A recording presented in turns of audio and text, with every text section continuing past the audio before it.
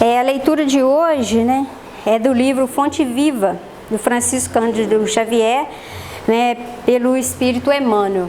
Porque a gente sempre fala, né, de fazer reforma íntima, da importância da reforma íntima, da importância das nossas mudanças de atitude, e muitas vezes fica, né, meio assim no vácuo. Mas por onde que a gente começa? Como que a gente faz? Né? E apesar dos livros, de alguma literatura, a coisa é muito prática. E às vezes a gente não percebe, porque aí pensa assim, não, né, para mim fazer reforma íntima eu teria que ter um tempo na minha vida para me dedicar só a isso. E não é assim. A reforma íntima é como, né, a gente decolar um avião e ter que fazer reparo nele com ele voando. É mais ou menos isso. É você vivendo tudo, todas as experiências, tudo aquilo que, né, vem, né, igual o caso que aconteceu aí na nossa cidade, situações, né, de risco, de problemas de saúde, problemas financeiros, problemas pessoais e profissionais, e no meio disso tudo você tem que estar gerindo a sua reforma íntima. Mas, né, o primeiro ponto, para a gente conseguir fazer essa reforma, a gente precisa ter o autoconhecimento, precisa se conhecer. E muito que é se falado, né, que a gente tem uma visão de que aquilo que é ruim, que a gente tem uma visão muito maniqueísta de bem e de mal, né, quando a gente acha um defeito na gente, a gente tem muito medo do autoconhecimento, porque vai que eu acho uma inveja ali, um orgulho aqui, um egoísmo a colar e falo, não, eu sou muito ruim, eu não valo nada. E aí a gente começa naquela culpa, naquela punição, naquele remorso, porque a gente tem uma visão de que essas paixões, né, que é falado no Evangelho, segundo Allan Kardec, ou os pecados, que é falado em outras religiões, que a gente tem que destruir. Então fica uma visão de que a reforma íntima é uma guerra, que você trava dentro de você mesmo e você tem que destruir tudo que você achar ali, de paixão. Eu comi um pouquinho a mais, então eu tenho uma gula, eu tenho que destruir isso. Eu sou muito egoísta, fico vendo a vida das pessoas aí no Instagram, no Facebook, então eu fico com inveja, eu já sou todo ruim, eu tenho que destruir isso para me conseguir, né, elevar, para me merecer um auxílio, merecer uma ajuda. E não é bem isso, né? Até no Livro dos Espíritos, né, Kardec pergunta sobre as paixões, se elas são originariamente ruins, né, e os espíritos respondem que não, que o que é ruim é o excesso da vontade. Então qual que é a medida certa? A medida certa é a gente dominar as paixões e não as paixões nos dominar. É nós encontrarmos um equilíbrio. E aí, né, tem quem pensa assim, não, aí ficou mais difícil então. Porque matar, destruir um negócio é mais fácil do que a gente achar um equilíbrio. Porque em destruir as coisas a gente é bom em fazer. Né? Pega um rio todo bonito, caudaloso, e a gente vai lá e polui, estraga o rio, mata os peixes, mas, né, o rio voltar a ser, né, caudaloso e fértil, né, e limpo, a gente não sabe fazer. A gente pega uma mata, desmata ela, põe fogo, tira, né, a fertilidade do solo, mas voltar, né, para que aquela mata tenha os animais, né, seja fértil novamente, seja frutífera, a gente ainda não sabe fazer. Então, a gente ainda é muito dos extremos, né? Ou a gente preserva de tudo, ou então a gente vai lá e aniquila, toca fogo no negócio. Então, para a maioria de nós é muito mais fácil a gente destruir, pensar em destruir, em criar uma guerra consigo mesmo, do que a gente achar o caminho do meio. Né? Que muitas vezes nós somos extremistas, eu conheço bem isso, eu falo que às vezes comigo não é nem 8 ou 80, é 80 ou 800. Sai um negócio assim que fala, não, agora eu cansei disso aqui, agora eu vou para lá. Sai do mar, vou para a montanha. Não consigo achar o caminho do meio da planície. Então, né, nesse livro tem uma leitura, né, que Emmanuel nos orienta, que é a número 30, e aí ele fala, educa. E aí vem, né, explicando uma passagem de Paulo, que fala, não sabeis vós que sois o templo de Deus e que o Espírito de Deus habita em vós? Então a primeira coisa que a gente tem que reconhecer, né, para esse autoconhecimento, é essa divindade, que assim como nós, né, estamos em Deus, Deus está em nós, né? E ele vem até falando que na semente minúscula reside o germe do tronco benfeitor, no coração da terra há melodias da fonte. Também o Espírito traz consigo o gene da divindade. Deus está em nós quanto estamos em Deus. Então, a primeira coisa que a gente tem que tomar consciência é dessa divindade, desse código genético divino que nós temos, para que a gente possa domar essas paixões. E até Kardec fala no Livro dos Espíritos, né, que as paixões, elas são como um cavalo, né, puro sangue, um cavalo árabe. Mas não adianta nada o cavalo sozinho correndo desembestado. Ele tem que ter alguém para guiar ele, tem que ter alguém para orientar o caminho, né, que ele vai fazer. Porque senão ele anda desgovernado, pula para tudo quanto é lado, né, machuca. Então a medida é essa, nós nos educarmos. Primeiro tomando esse conhecimento de que nós somos filhos de Deus, que existe em nós essa divindade, né? Só da gente fazer uma analogia e comparar quantas pessoas, né, falam assim, nossa, mas seu filho, pai, é a sua cara. Né? Nossa, você parece com o seu pai ou com a sua mãe. Quantos de nós não parecemos com os nossos familiares? Né? E à medida, quanto mais a gente cresce, que a gente se desenvolve, que a gente evolui, a gente se parece cada vez mais com Deus. Porque nós, né, somos espíritos imortais e nós temos, né, vidas progressivas. Até no Livro dos Espíritos é usado o termo transmigrações. Transmigrações progressivas. É dizer que a gente sempre sai de uma encarnação para outra e sempre progressivamente. Não tem jeito de regredir, de estacionar ou de voltar para trás. Porque existe essa transmigração. Ora estamos no plano material, ora no plano espiritual. São vidas após vidas.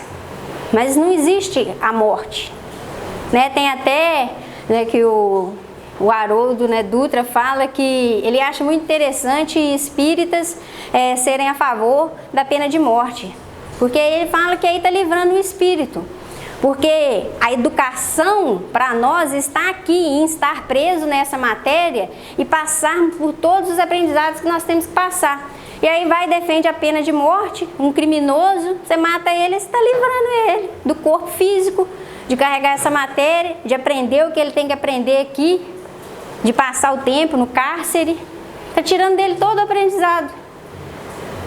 Então, que a gente tem que começar a entender, né, a partir desse princípio dessas vidas, que cada vez mais estamos aqui no propósito da evolução, né, de que às vezes, né, existem espíritos menos evoluídos que nós, mais evoluídos que nós, e às vezes a gente tem a ideia fixa de medir a idade, né, pelo corpo físico.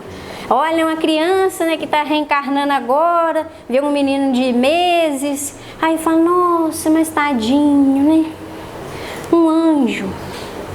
Aquilo ali é um espírito antigo que traz suas virtudes, que traz seus erros, seus aprendizados, mas que já viveu séculos e que vai viver ainda milênios, assim como todos nós.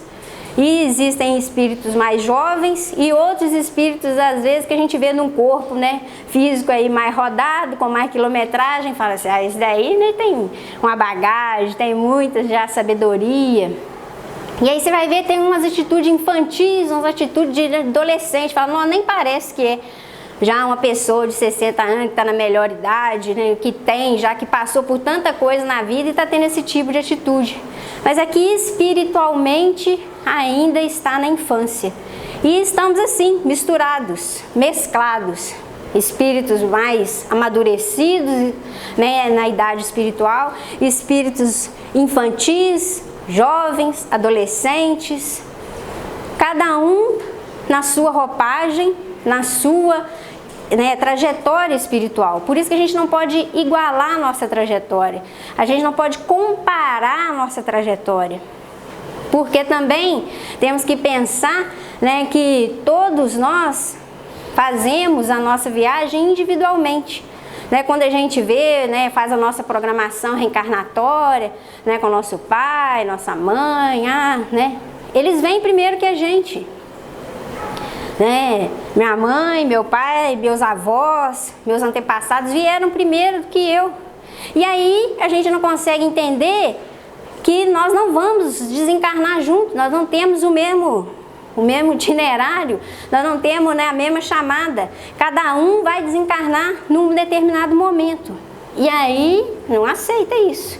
Aí causa, né, aflição desnecessária, porque não aceita o desencarne daquele que veio antes, ou até pode ter vindo depois, mas o planejamento dele é outro. E a gente quer sempre igualar, quer sempre comparar, quer sempre tirar alguma experiência do outro e comparar com a nossa, e muitas das vezes se desmerecer. Então que a gente não esqueça isso, a importância, né, de perceber, de olhar para o outro e para nós mesmos únicos, com o nosso DNA divino, né, e que cada vez mais é necessário a gente evoluir para que a gente cada vez mais manifeste o equilíbrio, para estar manifestando, né, esse ser humano que é o Cristo, que é o que ele deixou para nós, o amor. Então ele continua aqui falando: mas para que a luz divina se destaque da treva humana, é necessário que os processos educativos da vida nos trabalhem no empedrado caminho dos milênios. Somente o coração enobrecido, no grande entendimento, pode vazar o heroísmo santificante. Apenas o cérebro cultivado pode produzir iluminadas formas de pensamento. Então, muitas vezes a gente fala, né, fulano é egoísta. Eu sou muito egoísta, egocêntrico. A maioria das vezes é difícil a gente reconhecer essas coisas em nós. Mas o egoísmo nada mais é do que o excesso do amor próprio. Porque o egoísta, ele se ama tanto que passa da medida. Então fala, nossa, mas esse daí só pensa nele. Então o que é necessário fazer? Educar esse egoísmo para ter a medida do amor próprio. O que acontece a maioria das vezes conosco é que a gente tem uma autoestima tão baixa que aí a gente desenvolve a inveja, que acha que o outro tem mais oportunidades do que nós, que a vida dele é menor que a nossa, e aí com isso a gente esquece da nossa autoestima e desenvolve a inveja. A soberba é o excesso do quê? Da autossuficiência. Mas essas paixões são necessárias. Mas o importante é a gente domar esse cavalo, domar essas paixões. Imagina se a gente entra no centro cirúrgico, vai fazer uma cirurgia cardíaca, e aí você tá lá, né, com aquele medo antes de receber anestesia, e aí você fala, nossa doutor, eu tô com muito medo, né? Eu não queria fazer essa cirurgia, você acha mesmo que eu tenho essa necessidade de fazer a cirurgia? E aí imagina se ele vira e fala, nossa, eu também tô com muito medo. Aí danou-se. Então aí você fala com ele, né? Não, eu tô com muito medo, eu não queria fazer essa cirurgia, não tem jeito de fazer outra coisa, né? Vou embora, deixa isso para depois, que a gente sempre quer, né? Na última hora, sair fora. Aí ele fala, não, mas eu não tô com medo. Isso aí é uma coisa simples, fácil de resolver. Aí fala assim, nossa, mas é arrogante. Mas é necessário a autossuficiência. Só que, né, se passar demais, vira arrogância, vira soberba. Então, não é que a gente tem que aniquilar essas paixões. A gente não tem que criar uma guerra fria dentro de nós e todo dia ficar minando, nossa, mas eu sou maledicente, mas eu sou invejoso, e ficar se colocando defeito e, né, querendo cada vez mais olhar no espelho e falar, nossa, mas eu não acho nada de bom. Achar que é perfeito, né, que a gente tem uma mania de perfeccionismo, que já quer fazer tudo. Tem uns que falam assim, eu nem vou fazer porque eu ainda não vai sair perfeito.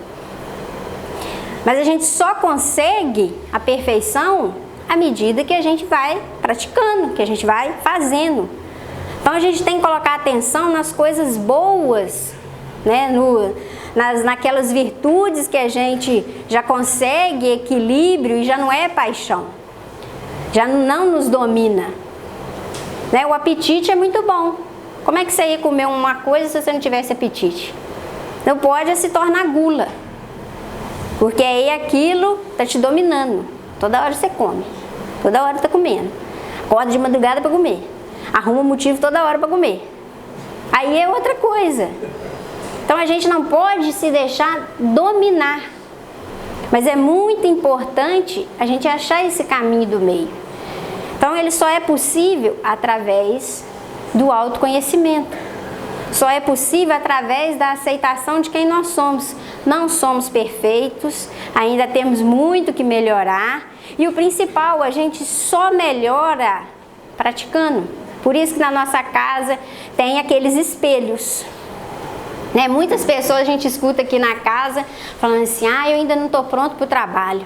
Não estou pronto ainda para dar passe, não estou pronto para aplicar um reiki, não estou pronto ainda para trabalhar, porque eu ainda tenho né, muitas coisas a melhorar ainda. Então não vai trabalhar nunca, né? Porque então seria, né, era para estar aqui falando, né, um anjo, um espírito iluminado, e não é. Porque se eles tomassem a frente de trabalho, né, ocupassem aí os protetores do lugar dos passistas, dos reikianos, dos que fazem a campanha do quilo, dos que estão aí, né, trabalhando voluntariamente, não ia ter nada para a gente fazer, a gente não ia evoluir. Porque à medida que eu estou aqui, né, falando para vocês, eu sou a primeira a ouvir, a mais necessitada. A gente fala, até mesmo o Rossandro fala, né, que os trabalhadores da casa espírita, né, principalmente aquele que abre a casa, que fecha a casa, quanto mais tempo fica na casa espírita, é sinal que está na UTI. Sinal que ele passa mais tempo, que é o que mais necessita. E é assim que a gente melhora. Né? Até o coordenador aqui da casa, né, o fundador, o Sorutu, ele fala que tratamento de médium é trabalho. E eu sempre falo que no tratamento aqui da quarta-feira, que a gente tem o reiki, né, tem a acupuntura, tem o trabalho da medicina alternativa aqui, até hoje eu não recebi alta, desde que iniciou o trabalho. E não vou receber tão cedo, porque é todo dia, é uma constância. E se a gente não se propõe, né, na prática melhorar, na teoria é que nunca, porque a gente já conhece essa teoria tem mais de 2000 anos, né? Então que a gente possa perceber isso, que não é uma guerra que a gente tem que travar, não é se olhar no espelho todo dia e apontar os defeitos que a gente vai melhorar, né? A gente tem que entender que ele vem falando aqui, só a grandeza espiritual consegue gerar a palavra equilibrada, o verbo sublime e a voz balsamizante. Interpretemos a dor e o trabalho por artistas celestes do nosso acrisolamento. Então, né, a dor e o trabalho, né, servem para nós, para o nosso burilamento, é o esmeril.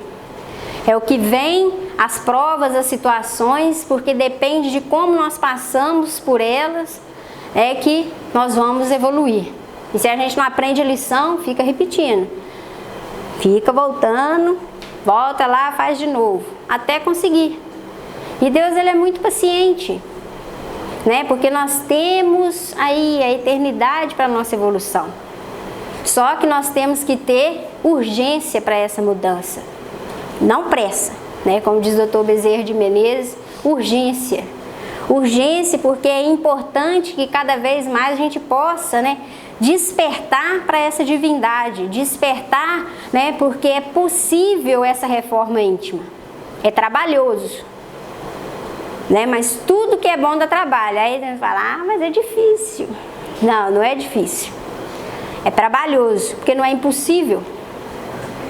Mas a gente tem meios para fazer essa reforma, nós temos ferramentas, temos sustentação, já temos conhecimento. Então, cada vez mais é urgente que a gente faça essa reforma íntima. Cada vez mais se torna urgente a atitude de mudança, a ação de mudança, porque cada um de nós tem o livre-arbítrio. Então, cabe a cada um mudar aquilo que está te incomodando. A gente não pode mudar o outro. Porque nós vamos prestar contas é da nossa encarnação, é daquilo que nós fizemos por nós, para nós. Porque nós somos o espelho do outro. Então nós só podemos mudar o outro através da nossa atitude. Então que a gente possa lembrar disso. E aí ele vem falando, educa e transformarás a irracionalidade em inteligência, a inteligência em humanidade e a humanidade em angelitude. Então que a gente possa confiar na humanidade. Porque hoje em dia, se for ver aí os jornais, as notícias, eu não vejo jornal, só passa coisa ruim, mas 5 minutos você ficar assistindo o jornal, você descrê da humanidade. Mas por que prestar atenção naquilo ali, nessas pessoas que ainda estão deixando as paixões guiá-las? Estão deixando aí o cavalo, está em cima do cavalo aí, não domou o cavalo está correndo, pulando para tudo que é lado, fazendo o que quer. Essas pessoas estão deixando o instinto primitivo falar, atuar por elas. Então, para que colocar atenção nessas pessoas e não colocar atenção em Deus? No nosso Mestre Jesus, que é nosso modelo a ser seguido, não é modelo de culto.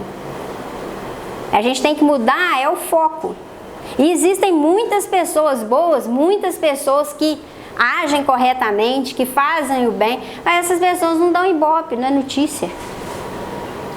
Para pôr lá na televisão, no jornal, eles não é interessante, não dá audiência. Porque o povo fica focalizando ainda naquilo que é ruim.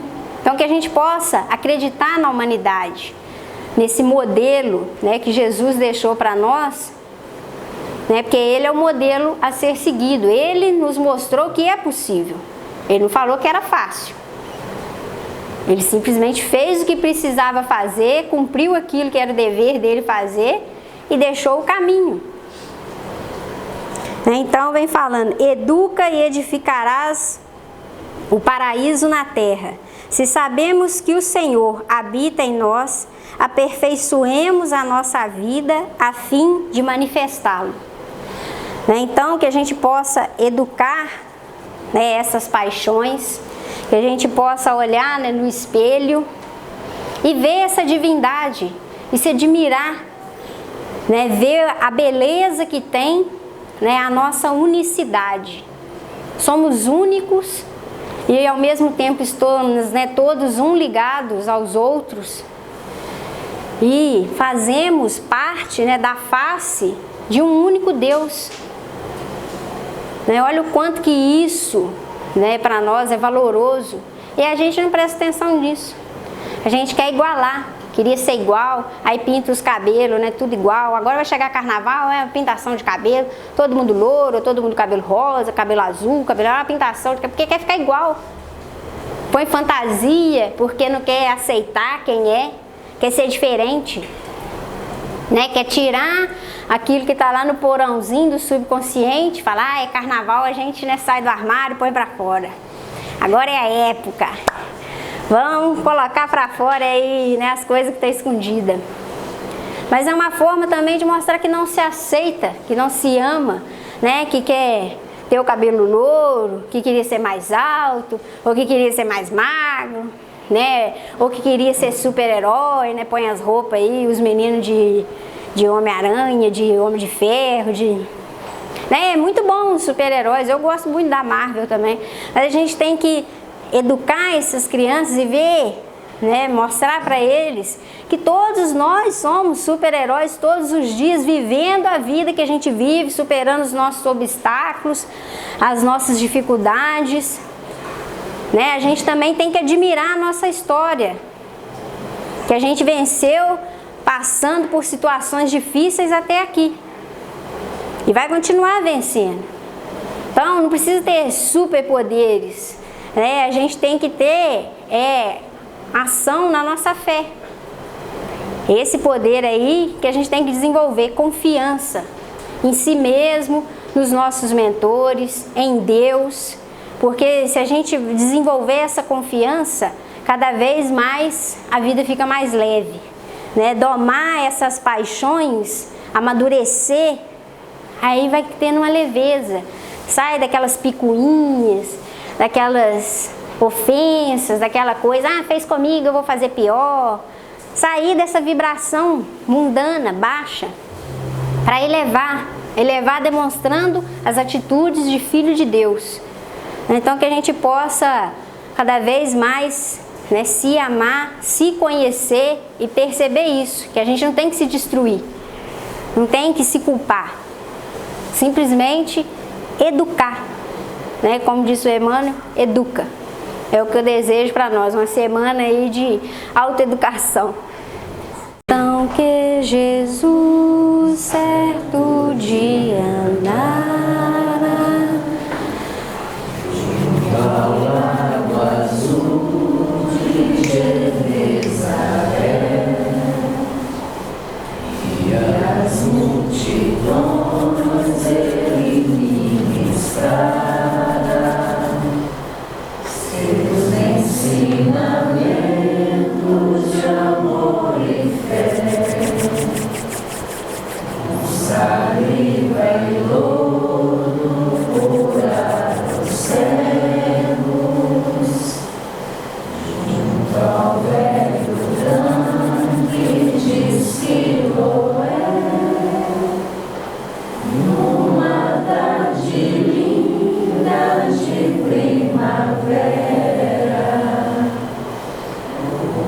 os mais prodígios eles fizeram na cidade santa de Nazaré. Foi o bom Jesus que nos ensinou junto ao lago azul de Genezaré, caridade, luz, bondade, amor, verdade, fé, tanto no tambor em Jerusalém, quanto na Betânia em Genezaré,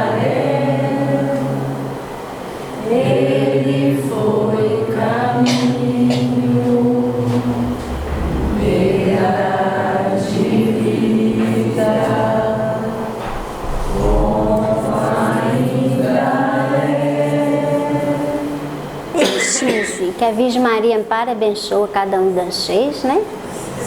Abençoa o caminho seus, né? Que possa abençoar os pensamentos, os sentimentos, né? Que cada escolha de vocês, né, seja voltada para essa educação, do que pensar, do que falar, de como vai reagir, né? É necessário reagir como Cristo, como Filho de Deus, né? Porque muitas vezes a maioria ainda sabe agir, né? Porque se pegar desprevenido, né, levar aí um esbarrão, uma fechada aí no trânsito, aí já reage instintivamente, né? Reúne todos os instintos primários e aí já solta, né, aquelas palavras agressivas. Então é necessário, assim, reagir como Cristo, porque aí sim vai estar internalizado esse evangelho. Esse evangelho que na sua essência nada mais é amor, né? E essa reforma íntima nada mais é que educar os sentidos para manifestar esse amor, para manifestar a tolerância, manifestar, né, a benevolência. Mas isso aí só educando, né, fingindo, se propondo todos os dias, falando nem que seja da boca para fora, que uma hora vai sair de dentro do coração. Agindo, nem que seja assim empurrado a princípio, que depois vai agir naturalmente. Depois você vai gostando de agir daquele jeito, vai percebendo o quanto que faz bem, né, ser educado. Né? Quantos aí não falam assim, mas sua mãe não te deu educação? Tudo é a mãe, né? Sua mãe não te deu educação? No sentido de quê? Que você não está usando. Então, muitas vezes, né, a maioria de nós ainda não usa a educação que Deus, nosso Pai, deixou para nós através, né, do nosso irmão aí mais evoluído, nosso Mestre Jesus. A educação pautada em quê? No amor. Pautada no sentido de quê? De você fazer ao outro aquilo que você queria que fizesse a você, nas mínimas coisas. Na hora de responder uma pergunta, que falta às vezes, né, uma afabilidade, falta uma doçura, falta uma paciência, falta às vezes contar até 50, respira fundo, aí você responde. Mas isso é nas pequenas coisas, é esse ponto que vocês precisam perceber. Não começa das coisas grandes. O segredo está no detalhe. O segredo de tudo está no detalhe. Se vocês, né, observarem uma pessoa que tem sucesso em alguma coisa, seja num relacionamento, seja na vida profissional, que aqui ainda é difícil uns que conseguem sucesso em todas as áreas. A maioria das vezes foca numa coisa só.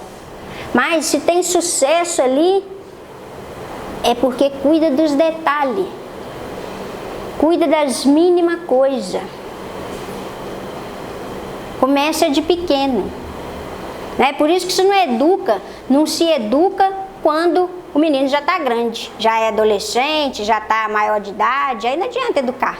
Começa educando de quando? Do berço.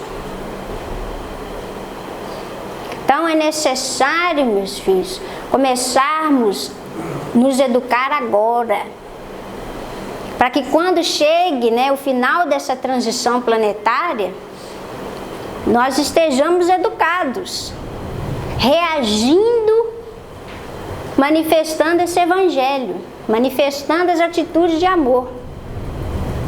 E muitos ficam preocupados com essa transição, né? Ah, mas quando que começa e quando que termina? Já começou. Isso aí já dá para todo mundo notar. Já começou. E os coros que vocês estão levando nos lombos aí, ó, estão ralando para um lado para o outro, os raladores que estão passando aí, também já dá para ver. Que é para quê?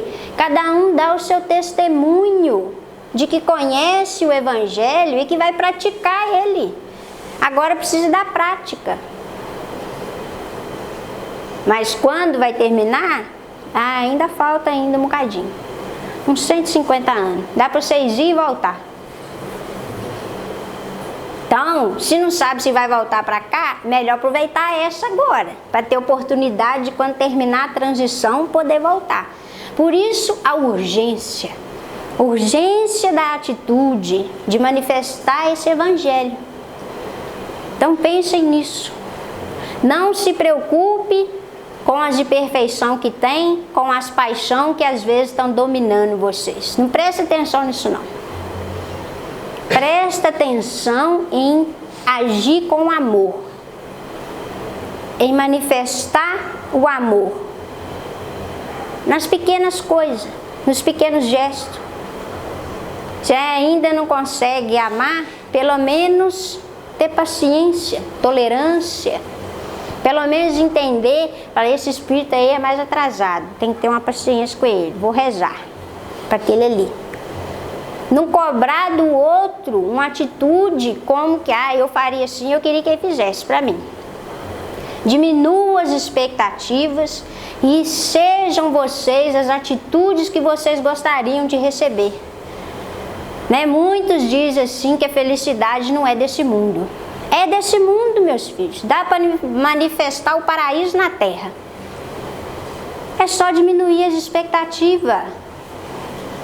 E não ficar esperando os outros fazer as coisas por vocês. Faça você. Seja proativo. Toma atitude. Abre o caminho. Não espera a mudança ou a situação favorecer para vocês fazer o que precisa fazer. Não. Vai fazendo o que precisa ser feito. Faz aquilo que cabe a você fazer. Aí o resto acompanha, conspira a favor. Porque o primeiro passo tem que ser o nosso. Tem que dar a nossa migalha de contribuição. Temos que fazer a nossa parte, o mínimo que seja. Né? Não esqueçam disso. Né? Fazei brilhar a vossa luz. Por quê? Porque já tem o DNA divino, já tem aí a divindade. Mas o Cristo não disse que ia vir e fazer a luz sua brilhar. Não, ele já veio, fez o que precisava fazer. Fazei. É atitude, é lei do trabalho. Cabe a você fazer. Faça. Dá o primeiro passo. Sobe o primeiro degrau. Aí o resto acontece. Não esqueçam disso. As coisas não vão cair do céu. Querem ser felizes? Faça a sua parte. Que os céus vos ajudará. Não é assim que está escrito lá? Não, aí já acha que a maioria que está encarnado pensa, né? Que está escrito lá, farão tudo por mim. Isso não existe não, meus filhos. É chegada a hora agora da prática. Né? Então, que vocês aproveitem cada momento que tiver para fazer o bem. Você vê uma necessidade de fazer alguma coisa, faça, não espera o outro ir fazer não. Dá um sorriso, um ombro, um auxílio, né? Para vocês verem nessa situação que está acontecendo. Quantos estão precisando de auxílio? Às vezes, mas eu não tenho dinheiro para ajudar. Vai lá, dá o seu apoio, dá uma palavra, um consolo. Isso vale mais que o dinheiro. Tira do seu tempo, doa de si, não é do que é supérfluo. Daquilo que você tem sobrando, isso aqui eu já tenho mais de um, eu vou dar o outro. Doa de si, aquilo que ninguém mais pode dar. O seu tempo, o seu sorriso, o seu carinho, o seu abraço, a sua palavra, a sua atitude. Isso ninguém pode fazer, meus filhos, porque vocês são insubstituíveis, porque são únicos. E vão responder pelo bem que deixar de fazer. Isso também é cobrado. Todo bem que você poderia fazer e não fez, está também registrado no perispírito. Ó, mais uma para conta. O juro aumentando, carneta aumentando. Estão com as prestações grandes assim, ó, e estão com preguiça de pagar. Não deixar de ser mal pagador, hein? Vamos pagar aí a lei. Acertar com a justiça divina. E não precisa acertar através da dor, do sofrimento, do ranger de dente. Pode acertar através de atitudes de amor. né? Que apaga uma multidão de pecados. Viu, meus filhos? Então que a Virgem Maria ampare e abençoe vocês. Agora, né, a chuva acabou, vocês já estão doidos para ir embora. Então eu vou deixar vocês, né, receber o passe, que estão tudo com medo da chuva. A Virgem Maria ampare e abençoe.